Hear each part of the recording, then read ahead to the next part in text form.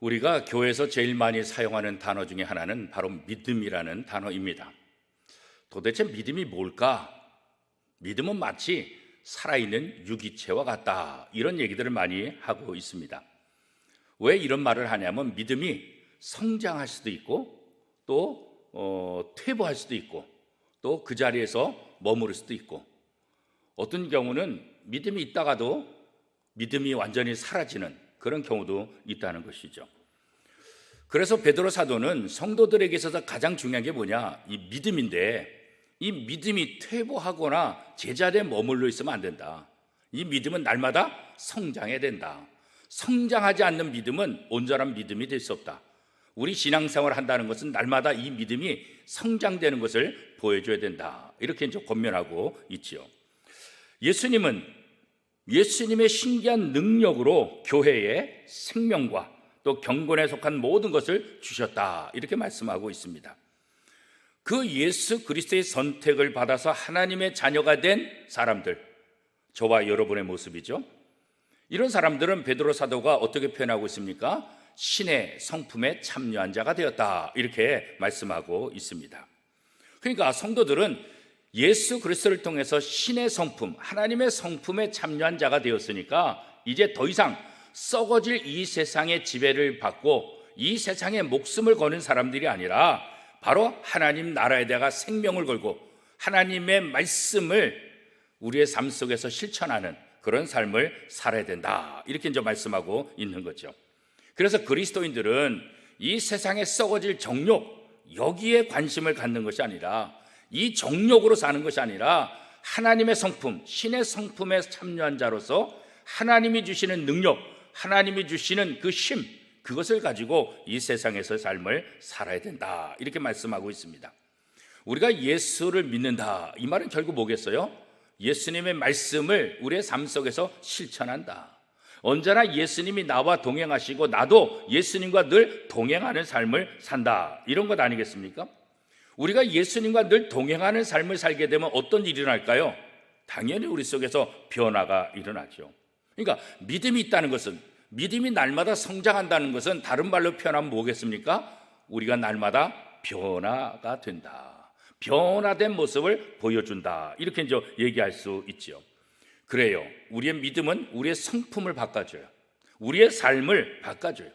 더 거룩하고 더 성숙하고 더 아름답고 멋진 삶으로 우리의 삶을 인도해 준다는 거죠. 우리가 예수 그리스도를 통해서 영적으로 거듭나고 새 사람이 되었고 하나님의 자녀로 살아간다는 것은 결국 뭐예요? 날마다 성장하는 삶을 살아야 된다, 이것을 이야기하고 있는 것입니다. 그러니까 우리가 영적으로 특별히 믿음이 자라지 않는다고 한다면 정상적인 신앙생활을 하고 있다, 이렇게 보기가 어렵다, 이렇게 말씀하고 있는 거죠. 그래서 우리는 날마다 경건의 삶, 경건의 훈련이 필요하다, 이렇게 이야기하고 있는 것입니다. 하나님의 성품, 이 신의 성품에 참여한 사람들은 믿음의 덕을 더함을 통해서 모든 것들이 이제 시작이 된다, 그렇게 말씀하고 있죠. 그리고 지속적으로 성장하기 위해서는 믿음의 덕을, 그 다음에 뭐예요? 이 덕의 지식을, 지식의 절제를, 또 절제의 인내를, 또 인내의 경건을, 또 경건의 형제 우애를, 형제 우애에 사랑을 더하는 과정들이 필요하다, 이렇게 권면하고 있습니다. 물론 이런 것들이 꼭 그렇게 순서대로 일어나야 된다, 그렇게 말하는 것은 아닙니다.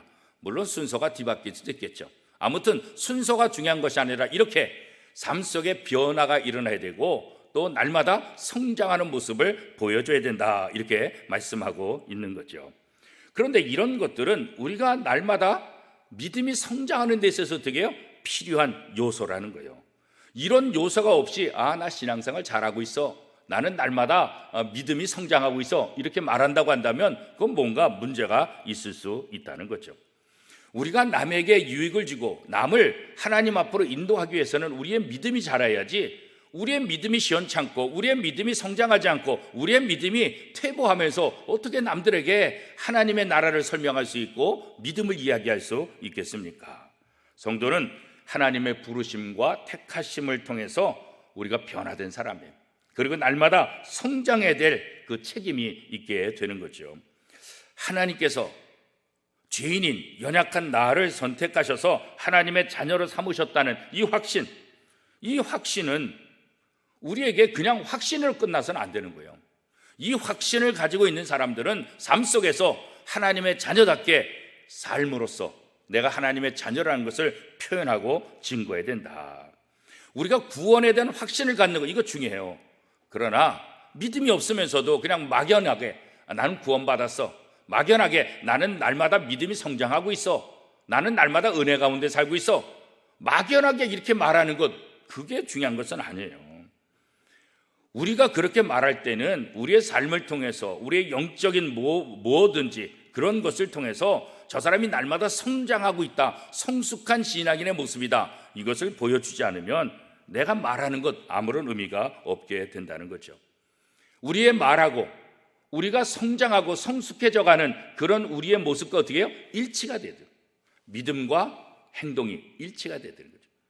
믿음이 있노라 말하면서 삶으로 보이지 않으면 어떻게 해요? 말하는 그 믿음이 잘못된 믿음일 수밖에 없는 거죠.